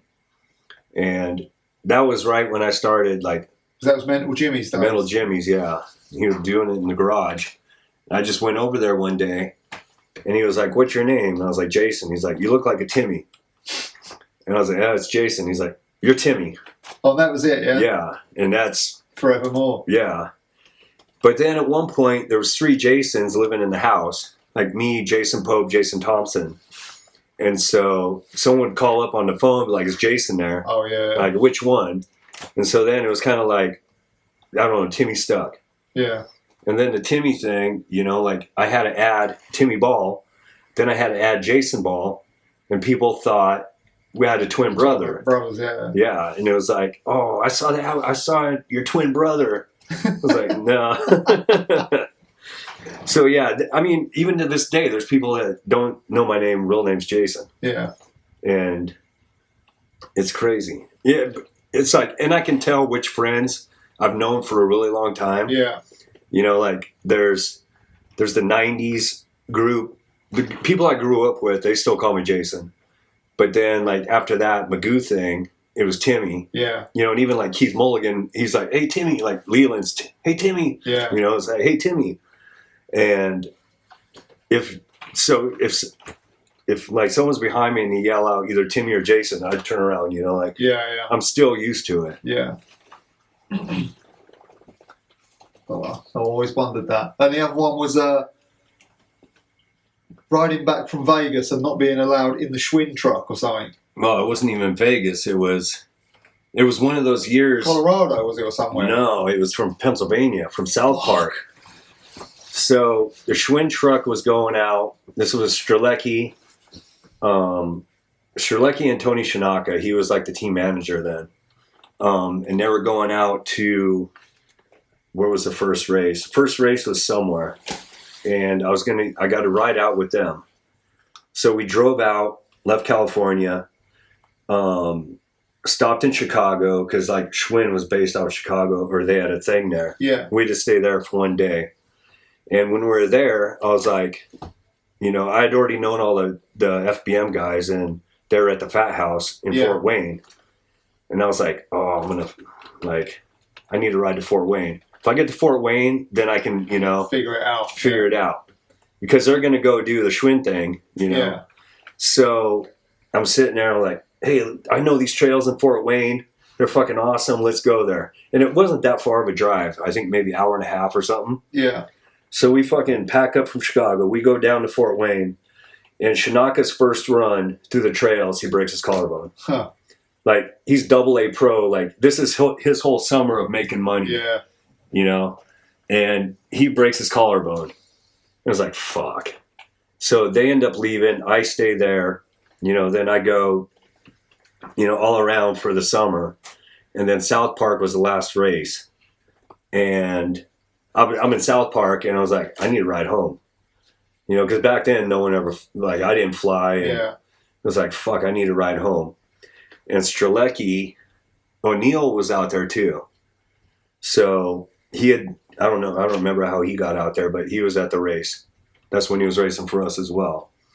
And Strzelecki wrecked and like blew out his knee or something. So I was like, I need to get a ride back. Tell Shinaka, you know, ask him for a ride for me. Because I didn't want to go talk to him. Yeah, yeah. You know, because he was pissed at me. Yeah. So he talked to him, and he was like, you can get a ride back, but you got to ride in the back of the truck the whole way. And what was it, a flatbed truck? It was like a pickup truck with a trailer behind it. Okay. Like a fifth wheel trailer behind it. Not fifth wheel, but like a, you know, pull trailer. Yeah. And so then since Strzelecki got fucked up, Mulligan was like, I'll jump in too. And so we left there. Yeah, I rode in the back of the truck the whole way. So they would trade off, like Mulligan riding in the back with me, Neal would ride in the back, and just be sitting there just getting cooked. You know, so we stopped in Colorado, stayed a night there, and then we're driving through Utah, and we ran out of gas. So we all have to get on our bikes to pedal to the gas station. Like, how the fuck do you run out of gas? You know, like, I don't know. I couldn't say anything because I was I was roaching the ride, you know. So what were you just sitting? Laying in the bed of a truck. In the bed of the pickup truck, yeah. And I was getting so sunburnt. And actually, Mulligan sent me a picture of me in the back, and I got green hair, and I'm drinking an Arizona iced tea. And it was like, and I would have Neal buy me a bottle, you know, like drink something and just pass out just to get through. Yeah. And how long was that trip? Is not that's a long trip though, right? Yeah, it was 2 days. We stayed the night, so it was one full day. Stayed a night in Colorado, like Breckenridge or Vail or something, and then it was another day. But yeah, so we run out of gas, and we're pedaling to the gas station to get gas. Then we're coming back, and his family sees us, and they get out, and they're like handing us waters, like Tour de France type, you know? It was just funny. Then we get back in the truck, and yeah, I made it all the way home. Oh, right. But yeah, I rode in the back of the truck the entire way, from South Park, Pittsburgh, Pennsylvania, to east to west, pretty much, isn't it? Like, yeah. Damn. But I mean, I didn't. It was a free ride. Yeah, you made it. You do what you got to do. Yeah. And obviously, you still ride now, right? Yeah. You've ridden the whole time, yeah. Yeah. Yeah, I mean, I took a little bit off. You know, it was like 2000, 2005, where I wasn't really doing much. Yeah.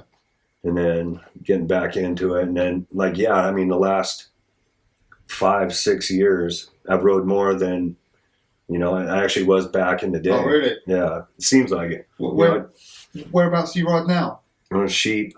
You know, I live a couple blocks from Sheep. Okay. So I can get there in 2 minutes. Yeah. There's these bike parks popping up, like Sapwe, which is up in Thousand Oaks.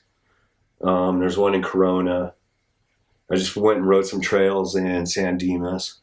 Oh, Then we were riding Oakley.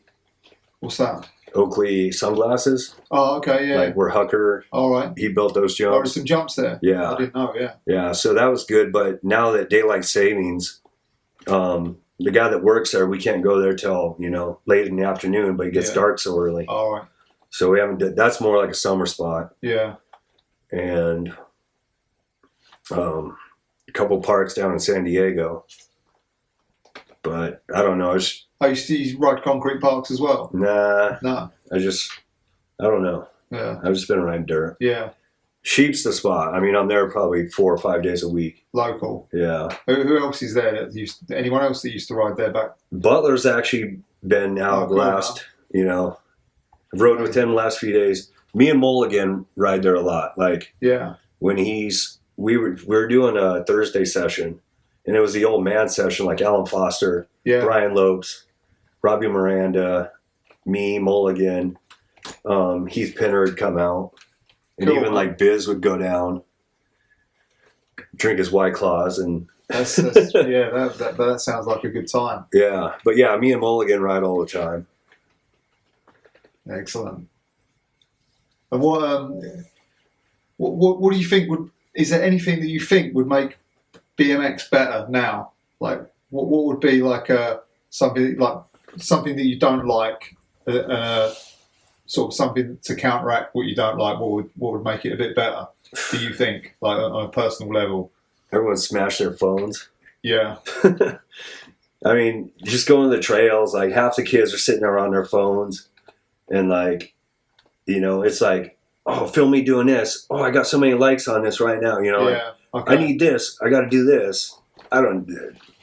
Obsession, just a phone obsession. Yeah.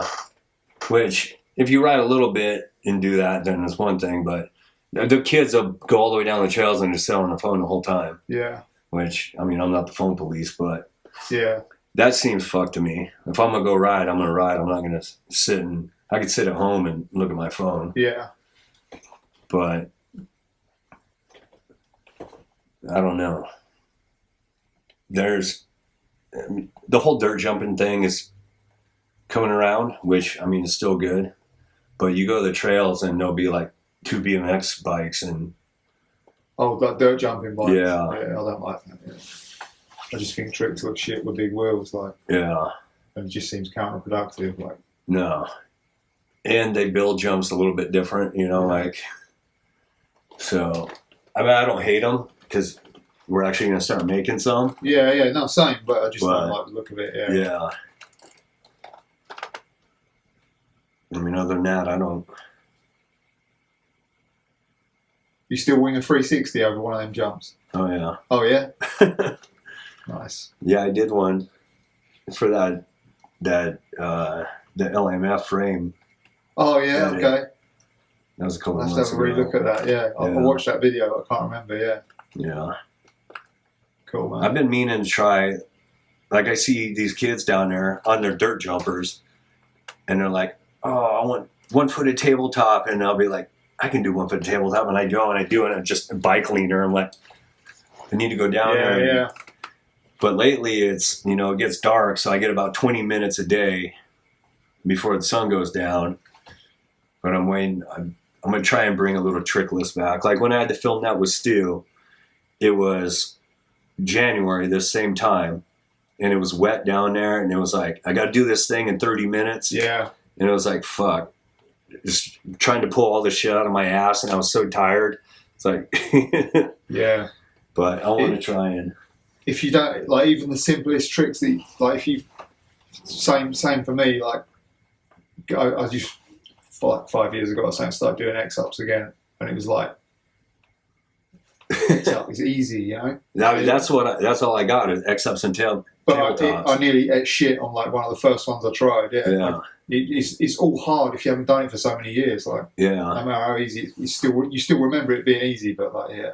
No, and even like I'm gonna just do a fucking toboggan, and I go and I just missed a seat, Yeah. and it's like, oh, like before I could do that in my sleep. Yeah, exactly. That's what I mean. Yeah, but it's one of like you need to continue. You need to keep doing it, but then again, you have muscle memory, so it comes back. Yeah, it comes back like, quick, but you just got to be. Yeah. You got to be respectful to it, almost. Yeah. Like don't rush it, and it will come. Yeah. Yeah. Yeah. Well, I'm good with that. If you're good with that, that was fucking cool as fuck. Thanks, man. Yeah. Thanks for listening. We've got a Patreon page, so if you could show us any support, we'd be most grateful. The link's below. A lot of work goes into these shows, so anything you could do would be much appreciated. Thank you.